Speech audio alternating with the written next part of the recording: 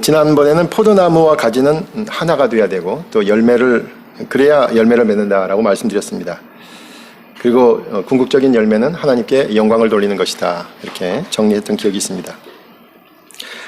요한복음에는 유독 나는 무엇이다. 그죠? 나는 무엇이다. 이게 어떻게 보면 은유적인 표현이죠.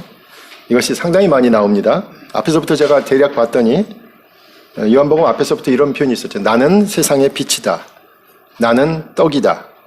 나는 생수다. 나는 선한 목자다. 또 이런 것도 있었어요. 나는 길이요 진리요 생명이다. 그리고 바로 전에 나왔던 게 나는 포도나무다라는 은유적인 표현들이 계속 나왔습니다. 그리고 오늘 본문에 이제 제 눈에 띈 것은 이제 친구라는 단어입니다. 그래서 제목도 친구 대신 그리스도. 예, 최종원 목사님이 제목을 잡으면 그리스도는 우리의 친구가 되십니다. 이렇게 문장으로 만들었을 거예요. 예, 그래서 어쨌든 저는 그냥 친구 대신 그리스도라고 해서 친구라는 단어에 집중했습니다. 제가 읽으려고 놔뒀던 책 가운데 하나가 참 재밌는 제목의 책이 있었어요. 아메리칸 지저스라는 책인데 스티븐 프로세로라는 사람이 쓴 책이에요. 근데 이번에 이제 정리하면서 보니까 미국 사람들은 미국 문화에서 예수 그리스도는 다양한 모습으로 해석됐다라는 거죠. 그래서 미국 사람들은 어떤 모습으로 예수님을 그렸냐? 선생님으로. 또 사랑스러운 구원자, 슈퍼스타를 예수님의 이미지하고 많이 겹쳐서 어떤 종교학자는 슈퍼맨이나 이런 게 이제 어떻게 보면 예수 그리스도의 모습을 닮아가고 있다. 닮아서 묘사했다. 영화에서 주인공이라고 할 수 있는 게 그렇다는 거죠. 남자만 있냐? 여자도 있죠. 원더우먼, 또 원더우먼도 있겠죠. 여성형의 어떤 그런 그리스도의 모습이겠죠. 큰 형님 같은 모습. 특별히 몰몬교회에서 그런 경향이 있죠. 빅브라더 같은 이미지가 있죠. 또 흑인들은 어떻게 그랬습니까? 흑인 모세의 이미지로 그리스도를 해석했다. 이렇게 설명하고 있습니다. 미국 문화뿐이 아니죠. 교회 역사에서도 고대와 중세 시대에 기독교로 개종한 왕국들은 그리스도를 승리자로 만들었고 황제의 이미지하고 그리스도의 이미지가 중첩이 됩니다. 그래서 특별히 동방교회, 우리가 그 그리스 정교회도 같이 가보셨습니다만 동방교회의 예수님의 모습은 거의 황제의 모습이죠. 악을 정복하는데 또 이슬람 세력과 싸우는데 십자군을 이끄는 정복자의 모습이었습니다. 전쟁의 승리를 가져다주는 모습이죠. 근데 자본주의 사회에서 예수 그리스도의 이미지는 바로 성공한 기업인의 이미지입니다. 대기업, 특히 대형 교회를 선호하는 기독교인들에게 성공한 기업가의 이미지와 예수 그리스도의 이미지가 많이 중첩되어 있다라고 말할 수 있을 겁니다. 사실 오늘 본문을 자세히 읽기 전까지만 해도 예수님을 친구라고 부르는 것, 저는 오히려 그 책에 나와 있을 거라고 생각해서 친구라는 개념이 있는가 봤더니 오히려 없더라고요. 저는 그냥 친구라는 표현이 이거 너무 미국적인 표현 아닌가. 있잖아요. 미국 사람들 hey buddy 뭐 이런 표현으로 너무나 세속적이고 가벼운 이미지라는 생각을 했어요. 그런데 오늘 본문을 가만히 보니까 예수님께서 먼저 친구라는 단어를 쓰셨다라는 것을 알 수 있었습니다. 그렇게 보면 요한복음 15장에서 자신이 포도나무다라고 말씀하신 것, 그리고 이것이 지난번에도 말씀드렸지만 최초의 성찬자리다라고 말씀드렸죠. 성찬에는 포도주가 있죠. 그러니 포도나무의 열매를 말씀하시고 성찬을 베푸시면서 친구라는 단어를 떠올리셨으니까 또 어떤 면에서는 그렇게 잘 어울린다라고 생각할 수 있습니다. 마지막 식사를 나누는 비장한 친구의 모습으로 다가온다고 할 수 있습니다. 친구가 되신 예수 그리스도에 대하여 몇 가지를 생각해 보면 다음과 같습니다. 첫 번째는 오늘 본문에서 사랑이라는 단어가 사랑하라라는 명령어로 주어졌다라는 겁니다. 사랑하라라는 명령입니다. 본문의 첫 번째 말씀이 12절과 또 마지막인 17절이 그것을 지칭하고 있습니다. 내가 너희를 사랑한 것 같이 너희도 서로 사랑하라라는 계명으로 주셨습니다. 또 마지막 말씀 17절은 내가 이것을 너희에게 명함은 너희로 서로 사랑하게 하려 함이라라는 말씀에서도 분명히 알 수 있습니다. 그래서 대개 성서신학자들은 이렇게 앞과 뒤가 상호 연결되어 있다라고 해서 주제어를 두 번 반복한다라고 생각을 합니다. 그러므로 명령어입니다. 그런데 우리는 사랑이라는 단어가 명사로 자주 접하게 되고 그렇게 생각하는 경향이 커요. 그래서 사랑 그러니까 제가 제일 먼저 떠오르는 문장이 영화 대사가 생각이 나더라고요. 그 영화 있잖아요. 사랑이 어떻게 표현하니? 라는 대사. 그죠? 사람의 감정을 담아낸 객관적인 어떤 대상, 사랑, 어떤 물건처럼 설명하는 거죠. 그러니까 명사로 많이 쓴다는 거예요, 저희는. 사랑스러운이란 말도 누군가를 또는 무언가를 묘사하는 상태, 형용사로 많이 썼습니다. 우리가 사랑하는 사람에게 애정을 고백하는 경우에 사랑한다라는 말, 나는 너를 사랑한다는 말조차도 지금의 내 마음의 상태를 나타내는 것으로 한정하는 경우가 많았다는 거죠. 그런데 오늘 본문은 서로 사랑하라 라는 명령어를 주목해 봐야 한다라는 겁니다. 왜 우리가 이 명령어에 주목하지 못했을까요? 여러분 보시면 알겠지만 우리가 너무나도 잘 아는 말씀이 13절, 바로 13절에 나오기 때문에 그래요. 이 13절이 아마 저 개인적으로도 서로 사랑하라는 말을 명령, 우리에게 주시는 명령으로 받아들이지 못했던 이유 중에 하나는 요한복음 15장 13절의 말씀이 너무나 강력했기 때문에 그래요. 15장 13절 말씀은 주일학교 때부터 외우라고 하던 말씀 아닙니까? 사람이 친구를 위하여 자기 목숨을 버리면 이보다 더 큰 사랑이 없나니. 그러니까 이 말씀은 거의 외다시피 했잖아요. 어렸을 때부터 주일학교에서 외라고 해서 외웠어요. 사람이 친구를 위하여 자기 목숨을 버리면 이보다 더 큰 사랑이 없나니 이렇게 외우고 나니까 목숨을 버린다는 것하고 사랑이라는 단어가 아주 강하게 남아서 이 사랑은 제자들에 대한 예수님의 사랑, 자기 목숨을 버리신 예수님의 사랑으로 생각된 거죠. 우리에 대한 예수님의 사랑, 이게 강했던 거예요. 이렇게 목숨을 버린 주님에 대한 사랑에 집중한 나머지 본문 전체에서, 앞뒤 전체에서 주고 있는 명령에 주의하지 못했던 거죠. 서로 사랑하라, 사랑하라는 말씀은 제자들에게 그리고 제자의 삶을 살고자 하는 저와 여러분에게 주신 명령어입니다. 사실 신약에 나오는 새 이스라엘, 우리가 말하는 교회, 그리고 그와 비교되는 구약에 나타난 이스라엘 민족이 바로 이 점에서 차이가 났었던 것입니다. 구약의 이스라엘 백성들은 자신들만이 하나님의 사랑을 받는 민족이라는 선민의식에 쌓여 있었죠. 그런 의미에서 수직적인 모습에 하나님의 사랑을 우리만 받고 있다, 배타적으로 받는 이스라엘 민족을 그리고 있었고 그걸 긍지를 가지고 살고 있었어요. 구약에도 다른 민족에 대한 배려가 없는 것은 아니죠. 있습니다만 크게 적극적으로 타민족을 향한 하나님의 사랑을 나누지는 못했습니다. 이스라엘 민족 중심의 소극적인, 있다 하더라도 시혜적인 차원에서의 이웃사랑을 했던 거죠. 그런데 예수님을 통해서 새롭게 시작된 새 이스라엘, 제자들과 함께 시작한 신앙 공동체인 교회는 수직적인 사랑만이 아니라 수평적인 사랑을 실천하는 공동체입니다. 구약의 배타적인 사랑이 아니라 일방적으로 하나님을 통한 사랑, 즉 수직적인 사랑만이 아니라 수평적으로 흘러 넘치는 사랑을 원하셨던 거죠. 이 수평적인 사랑은 먼저 사랑을 받은 이들로부터 적극적으로 흘러나가는 사랑입니다. 먼저는 신앙의 옆동료에게로 그리고 이해관계를 초월한 이웃들에게로 흘러가야 하는 사랑입니다.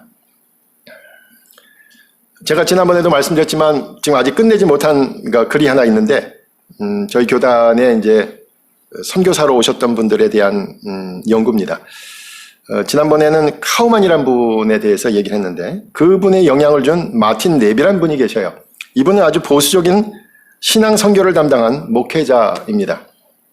미국 미시간에서 태어나서 오하이오 신시내티에서 사역을 하셨는데 처음에는 자기가 선교사가 되고 싶었어요. 그래서 윌리엄 테일러 선교사님의 도전을 받아서 자기가 선교사로 가겠다고 자원을 했는데 이분이 건강이 너무 안 좋은 거예요. 자주 쓰러져요. 어지러움을 탑니다. 건강이 허락하지 않는 거죠. 그래서 윌리엄 테일러가 오히려 목사님이 말렸어요. 자네는 선교에게는 못 나가겠네. 다른 일을 찾아보게 이렇게 얘기를 했어요. 그런데도 자기는 선교를 가고 싶었던 거죠. 그 은혜를 어떻게 전할까 고민을 합니다.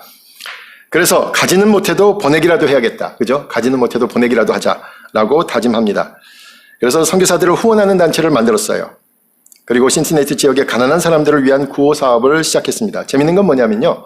그 신시내티 바로 앞에 강이 있는데 오하이오 강이에요. 오하이오 강인데 거기에 구원선이라는 배를 사가지고 배를 띄워서 구원선 그러니까 우리가 구원 방주 생각할 수 있잖아요. 이름도 구원선이에요. 구원선을 띄워가지고 복음도 전하고 가난한 사람들을 구제하는 그런 활동을 했습니다.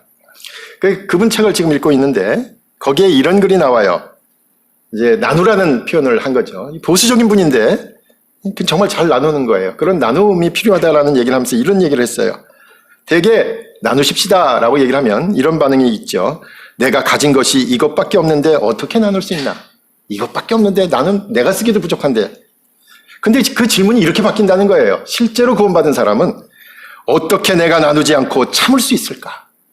내가 어떻게 나누지 않고 참을 수 있을까라는 마음으로 바뀐다는 거죠. 그러면서 우리가 나눠야 된다라는 얘기를 하면은 대개 I must로 생각하잖아요. I must, 나는 해야만 한다. 근데 그게 아니라는 거예요. I love to, 내가 그러고 싶어. 내가 그러고 싶다라는 마음으로 변하게 된다는 거죠. 우리가 명령이라고 했을 때 이것을 따라야 된다는 의무로 여기게 된다면 우리가 여전히 구약에 있는 종의 믿음의 상태인 것 아니겠습니까? 하나님의 자녀로서 집안일을 하듯이 내가 하고 싶어, I love to가 되어야 될 것입니다. 둘째는 주님께서 보여주신 친구에 대한 사랑은 목숨을 버리는 사랑입니다. 목숨을 버리는 사랑. 그런데 아까도 말씀드린 것처럼 이 목숨을 버리는 사랑, 13절의 말씀이 자주 로마서 5장 7절의 관점에서 해석된 설교를 저희는 많이 들었습니다. 로마서 5장 7절의 말씀이 이거죠. 의인을 위하여 죽는 자가 쉽지 않고 선인을 위하여 용감히 죽는 자가 혹 있거니와. 그래서 이런 시각에서 말씀하시는 건데요. 친구를 위하여 목숨을 버리는 사람은 의인이고 의로운 사람이라고 하는데 가끔 우리 가운데 그런 사람이 있다는 거죠. 그런데 예수님은 우리 모두를 위해 목숨을 버리셨기 때문에 구세주가 되시는 것이요. 그런 분은 이 세상에 한 분밖에 없다라는 설교를 대개 우리는 들었습니다. 분명히 이 본문을 예수 그리스도에게만 적용하면 그렇습니다. 그런데 다시 한번 살펴보겠습니다. 그런데 13절 다음에 14절은 이렇게 말하죠. 너희는 내가 명하는 대로 행하면 곧 나의 친구라. 도대체 내가 명하는 대로는 무엇일까요? 가만 생각하니까 13절에 나오는 친구를 위하여 자기 목숨을 버리면 이라는 말은 아닌 것 같아요. 왜냐하면 계속해서 예수님이 명하시는 것은 아까 12절에도 나오고 17절에도 나오는 서로 사랑하라 라는 말씀이죠. 그럼 이렇게 됩니다. 너희가 서로 사랑하면 내 친구다. 그런데 바로 그 친구들을 위해 내가 목숨을 버린다. 이렇게 해석이 될 겁니다. 그러므로 13절은 분명히 예수님의 십자가 사역을 의미한다라고 해석할 수 있습니다. 그런데 15절에서 스승과 제자, 주인과 종의 관계를 허무시는 예수님의 모습을 보게 돼요.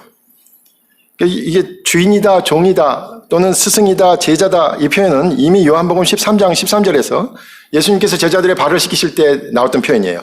너희가 나를 선생이라 또는 주라 하니 너희 말이 옳도다. 내가 그러하다.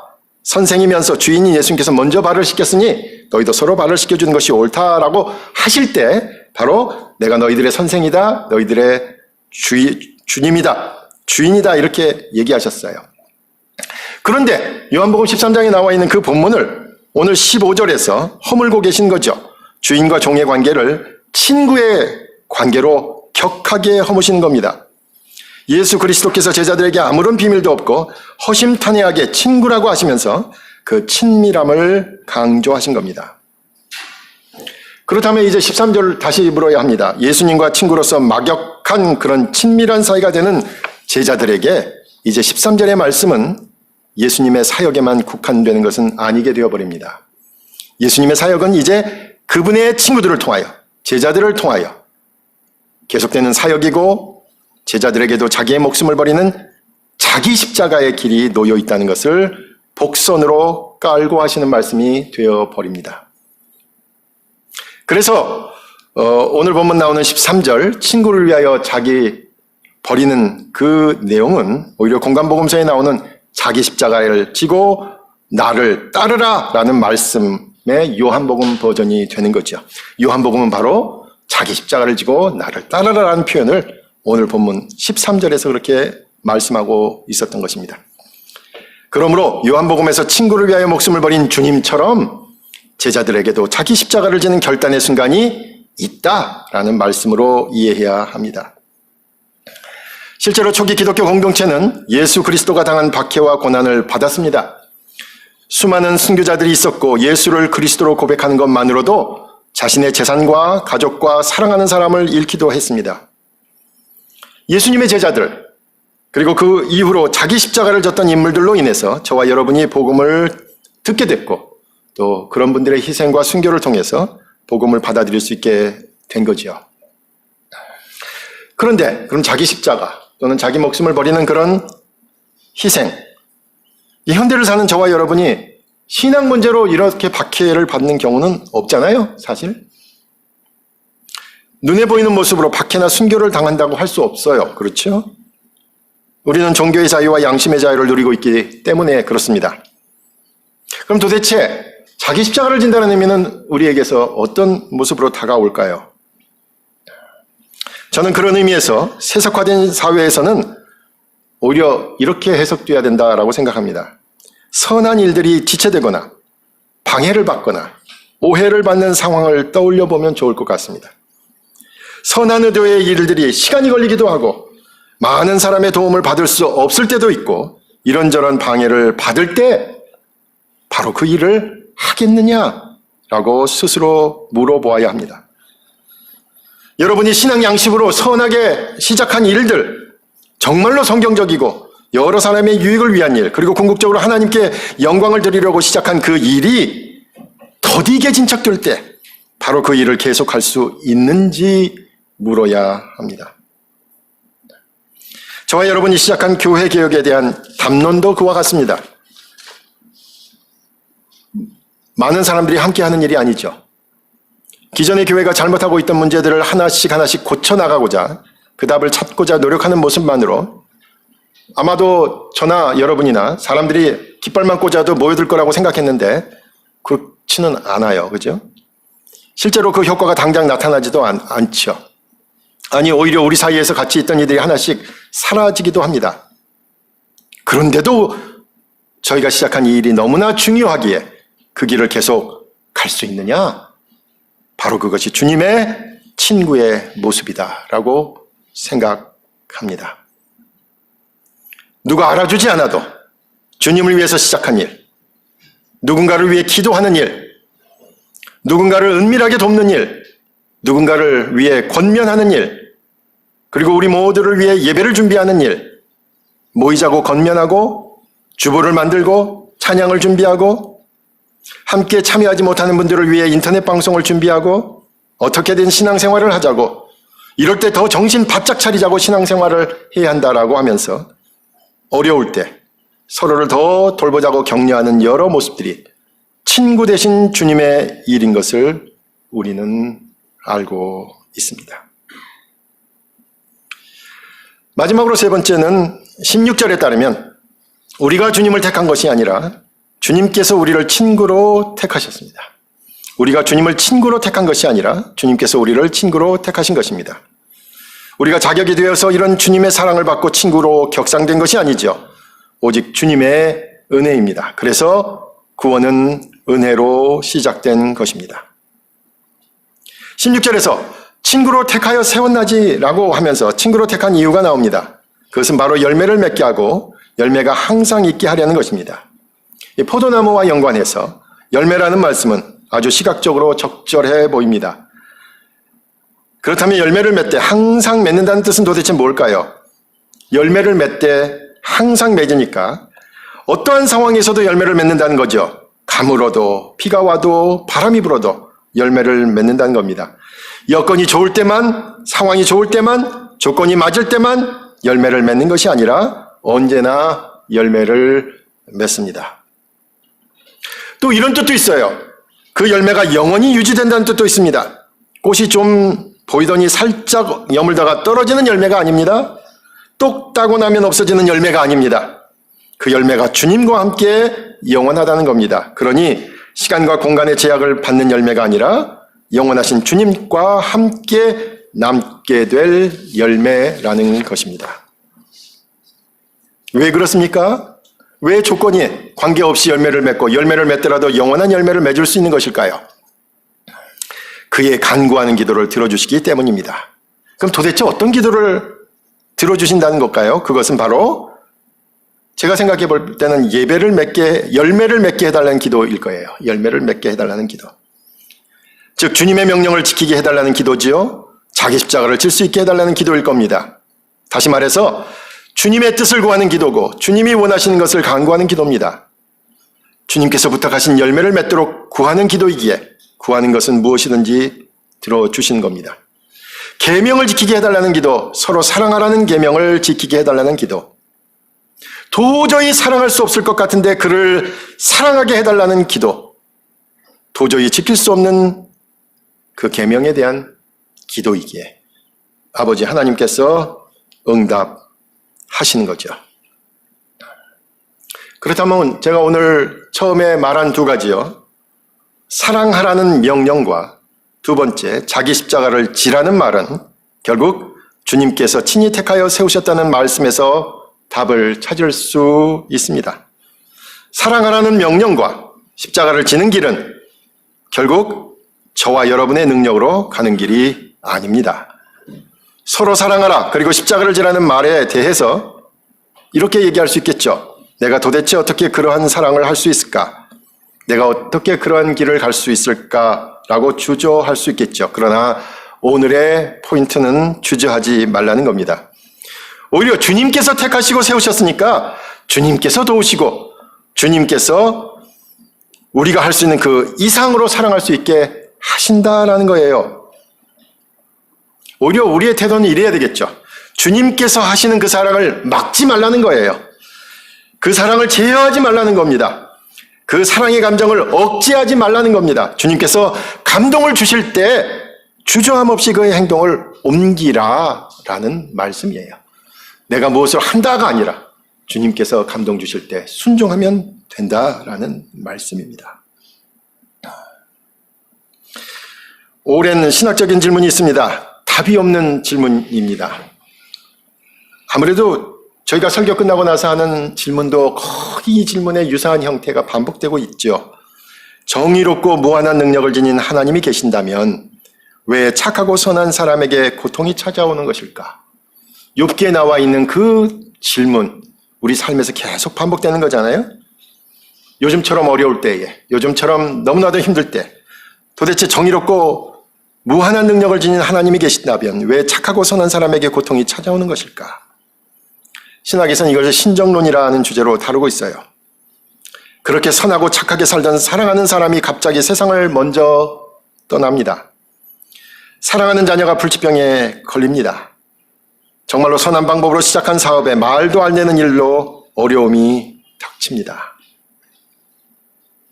기독교 윤리학자인 스탠리 하워스는 이 문제에 대한 답을 찾기 위한 신학적이고 논리적이고 사변적인 대답은 결국 모두 실패한다라고 결론을 내리고 있어요. 물어봤자 대답은 없다는 거죠. 침묵하고 계신 하나님께 재촉하는 것일 뿐 그 답을 찾는 과정이 우리의 아픔을 경감시켜주지는 절대로 못한다는 겁니다. 왜냐하면 의로운 사람이 당하는 고난, 이유 없는 고난은 하나님에 대한 믿음만을 흔드는 것이 아니에요. 이 믿음의 문제만이 아니죠. 우리 자체, 존재 자체를 흔들어 버립니다. 살 거냐 말 거냐. 단순히 믿음은요, 좀 배부를 때 하는 얘기인 것처럼 들리는 거예요. 이런 아픔을 당하는 당사자는 지금 살아야 되냐 말아야 되느냐라는 고민을 하게 될 수밖에 없어요. 여기서 하워스는 조심스럽게 답을 제시합니다. 함께 그 아픔을 듣는다는 거죠. 그 아픈 이야기를 들을 때 그 이야기를 들은 사람도 함께 고민하고 함께 답답해하고 함께 분노할 수 있다는 겁니다. 여러분, 아픔은 개인적입니다. 나의 아픔은 나의 아픔이고요. 내 아픔이 제일 커요. 너의 아픔은 너의 아픔이죠. 아픈 사람 옆에서 가볍게 말하면서 나도 함께 아프다? 그런 말 하지 마세요. 어떻게 함께 아파요? 근데 우리가 함께 있을 수는 있습니다. 아픈 사람의 이야기를 듣기 위해 멈춰 설 수는 있습니다. 아픈 사람과 동일한 시간과 공간을 공유할 수는 있습니다. 바로 우리 주님께서 우리와 함께 그런 친구가 되기 위해서 오셨습니다. 우리 주님께서 저와 여러분의 아픔과 고통과 어려움에 함께 하시려고 친구가 되셨습니다. 선생님이나 주님도 그분을 설명하는 좋은 단어입니다. 그러나 친구라는 말은 그만큼 저와 여러분과 친밀하다라는 말씀입니다. 새 이스라엘인 신앙 공동체는 바로 주님과 친밀한 공동체입니다. 먼저 우리를 택하여 세우신 그 주님과 더 친밀해지기 위해 노력하시기 바랍니다. 그리고 주님의 사랑을 받은 친구로서 이제 서로 사랑하라는 명령을 지키기 위해서 자기 십자가를 지는 마음으로 우리 가정, 사랑하는 가정 그 너머로 우리 교회, 나와 뜻이 맞고 눈빛만 봐도 무슨 생각을 하고 있는 우리 이미 친구가 된 우리의 관계 넘어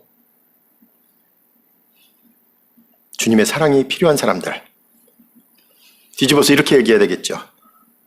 친구가 필요한 사람들. 누가복음에서도 그러잖아요. 누가 우리의 이웃입니까? 라고 질문하니까 예수님께서 선한 사마리아 사람의 비유를 쭉 얘기를 하시다가 어떻게 얘기를 하셔요? 이 청년은 뭐라고 물어봐요? 누가 나의 이웃입니까? 물어보는데 예수님의 답은 어떻게 해요? 그 강도 만난 사람의 이웃이 되라 이렇게 얘기하시잖아요. 내 이웃을 찾지 말고 이웃을 찾고 있는 사람을 찾아라. 그의 이웃이 되라 라고 말씀하셨어요. 친구가 필요한 사람들이 그 장소와 시간에 그들의 사연을 듣기 위해서 적극적으로 함께 하겠다고 다짐하는 저와 여러분이 되시길 간절히 부탁드립니다. 오늘 목사님께서 친구 되신 그리스도라는 제목으로 말씀을 나눠주셨는데 혹시 궁금하신 거나 또는 그 말씀 들으시면서 생각나는 것도 나누고 싶은 것이 있으신 분이 있으면 얘기를 해주셔도 좋겠습니다. 아니면 혹시 주중에 지내시다가 이렇게 떠오르는 생각이라든지 아니면 궁금했던 거나 이런 것도 괜찮습니다. 문갑선 이사님. 언더북 나와서 처음 나와보는 겁니다. 이건 안 믿어지시죠? 제 개인적인 일입니다. 작년에 우울증 약을 한 2달 정도 복용을 하다가 그냥 끊어버렸어요. 광주까지도 가야 되고 아버님도 뵙고 이런 것들고 또 몸은 나빠졌었는데 약을 안 먹어버렸죠. 그런데 이제 금년에 또 희망이 생기고 하면서 좋아진 줄 알았는데 일이 오히려 잘 되니까 한 3주 전에 갑자기 우울증이 막 심해져요. 혹시 우울증 알아보신 분 계세요? 막 심장이 오그라들듯이 하면서 불안하고 막 초조하고 밥이 안 들어가고 그럽니다. 근데 도저히 안 되겠다 싶어서 2주 전 월요일 날 집 근처 양재역 근처에 신경정신과를 갔습니다. 그러는데 상담을 하시다가 그러는 거예요. 마음을 터놓으실 분이 없냐고. 말할 상대가 있으세요? 그래요. 근데 이 엄마하고 말 안 한 지는 굉장히 오래돼 버렸고 우리 배상필 집사님이 옆에서 많이 저한테 힘이 돼주셨죠. 그러고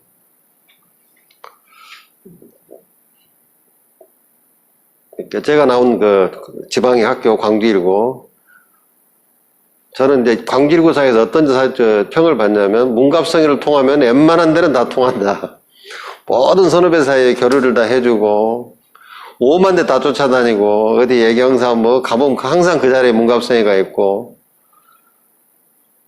겉모습은 그랬어요. 근데 정말로 제가 마음이 아프고 힘들고 뭐하고 하니까 말할 데가 없는 겁니다. 그중에 유일하게 우리 배집사님을 많이 괴롭혔죠. 그리고 최근에 또 어떤 모 집사님하고 이제 마음의 이야기를 털어놓게 되고 서로 힘드니까 그러면서 서로 공감하고 이해하고 그리고 최근에 제가 지금 하고 있는 일이 굉장히 잘 되고 있습니다. 저기 아파트 시행한다고 하는 건데요. 그분 피해자 281명이 저를 지지해 주셔요. 공감이죠. 제가 그분들의 아픔을 이해하고 같이 울었고 같이 분노했고 했더니 저를 제주에서 일이 되고 있는데 제가 나온 건 다른 게 아닙니다. 교인 수가 많지도 않는데 정말 그래요. 다 사랑해요. 가깝고 하는데도 제 마음 터놓기가 결코 쉽지 않았다는 겁니다. 근데 앞으로는 노력해 보려고요. 작은 소모임도 하고 내가 아프다는 이야기도 하고 의사가 그래요. 심지어 무슨 이야기를 하냐면 혹시 우리 엄마가 안 듣고 있겠죠. 부인하고 사이가 나쁘면 다른 친구라도 만드세요 그래요. 근데 그럴 수는 없죠. 그래서 애 엄마하고 이번 주 화해를 했습니다. 그리고 예를 들어서 애 엄마한테 내가 나 여보 건들지 마 우울증이야 그러는데 자기는 더 아프다고 이야기를 해버려요. 그랬어요. 일주일 전에. 그냥 우울증을 걸리면 약을 안 먹게 되면 막 술을 마셔요. 밥을 안 먹, 밥이 안 들어가니까 막걸리를 사다가 그게 밥인 겁니다. 최근에 제가 작년에 10kg 빠진 이유가 그거예요. 밥이 안 들어가요. 그래서 굶어서 빠진 겁니다. 그래서 말이 길어졌는데 앞으로 노력은 게 적은 규모의 교회일수록 더 사실 몰라요. 속을 말하기가 굉장히 불편해. 왜 곁만 살짝 해도 속이 다 보이는 그런 언덕교회 아닙니까? 근데 저부터가 노력을 하려고 그러고 의사 선생님이 이번에 말씀하신 것처럼 말을 해야 됩니다. 참지 마세요. 말할 수 있는 친구를 만드세요라는 이야기가 굉장히 제 가슴을 울려서 여기 나왔습니다. 노력하겠습니다. 이상입니다. 네, 감사합니다. 문지사님이 그 아파트 재건축 관련돼서 일하고 계시는데 여러분 생각날 때 기도해 주시고 일이 좀 계속 잘 되도록 기도해 주시면 좋겠습니다. 혹시 뭐 다른 뭐 얘기하실 분 있으세요? 생각나는 거라든지? 저도 말씀드리면서 한 가지 생각한 거는 그 예수님이 그 제자들의 이제 친구가 되어 주셨는데 또 우리의 친구도 되어 주셨는데 예수님은 별로 어떻게 보면 아쉬울 게 별로 없으신데 우리에게 다가와서 우리의 친구가 되어 주셨는데 우리는 이제 예수님이 많이 필요한 거죠. 그리고 또 예수님이 또 세리와 죄인들의 친구가 되어 주셨다고 이렇게 성경에 기록이 되어 있는데 예수님이 주로 친구가 되어 주신 분들을 보면 제자들도 그렇고 이 사회에도 주변부에 있는 사람들이었던 것 같아요. 그리고 사회에서 좀 이렇게 어려운 사람들. 근데 말씀드리면서 저도 제 주변에 있는 사람을 생각해 봤더니 그런 사람들이 많지는 않은 것 같아요. 대체로 다 좀 그냥 큰 어려움 없이 사는 사람들인 것 같아서 조금 더 그런 분들에게 조금 더 가까이 다가가고 그래야 되겠다 이런 생각이 좀 한편으로는 들었고요. 요즘에 이제 코로나 때문에 좀 불편하죠. 사람들 잘 못 만나고 저도 이제 사람들 잘 못 만나고 하는데 한편으로는 이 코로나 시대를 지내면서 저도 이제 교회 오는 거 말고는 사람들 거의 안 만나거든요. 안 만나는데 근데 내가 꼭 만나야 될 것 같은 사람은 또 만나게 되는 것 같아요. 그러니까 좀 예를 들면 만나서 좀 격려를 좀 해줘야 되고 위로를 해줘야 되고 이런 사람들은 또 만나게 되더라고요. 그래서 어떻게 보면 코로나가 삶을 좀 이렇게 더 정리해주고 하나님이 원하시는 삶을 조금 더 살 수 있도록 도와주는 그런 측면도 있지 않나 이런 생각이 좀 들기도 했습니다. 예.